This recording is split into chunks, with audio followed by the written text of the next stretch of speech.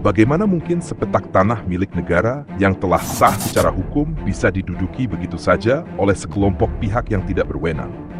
Bukankah kedaulatan negara seharusnya tak sekadar tertulis dalam sertifikat atau diucapkan dalam sumpah jabatan? Kenyataan yang terjadi di lahan milik BMKG di Pondok Betung justru menunjukkan ironi yang menyesakkan.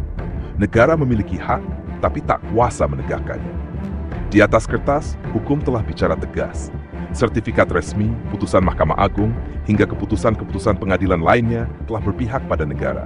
Namun, di lapangan, suara hukum kalah oleh pos jaga ilegal dan bangunan liar. Ketika proyek vital seperti gedung arsip yang akan menopang keterbukaan informasi dan akuntabilitas lembaga negara terhenti karena tekanan ormas dan tuntutan tak berdasar, maka publik patut bertanya, siapa sebenarnya yang berdaulat?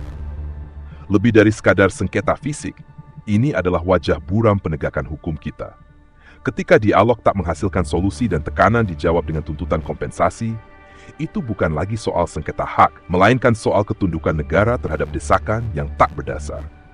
Haruskah pembangunan yang membawa manfaat luas dikorbankan hanya demi menghindari konfrontasi dengan kelompok tak resmi yang menempatkan dirinya di atas hukum? Di tengah seruan akan reformasi birokrasi dan efisiensi anggaran, justru proyek yang mendukung profesionalisme dan transparansi malah tersandera. Yang dipertaruhkan bukan hanya dokumen arsip, melainkan legitimasi negara di mata rakyat.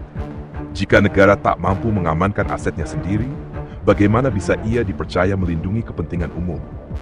Sudah saatnya otoritas bergerak tegas. Karena menunda bukan hanya membuang waktu, tetapi juga membuka peluang bagi kekacauan untuk tumbuh subur. Kita tidak sedang bicara soal tanah belaka. Kita sedang bicara tentang prinsip.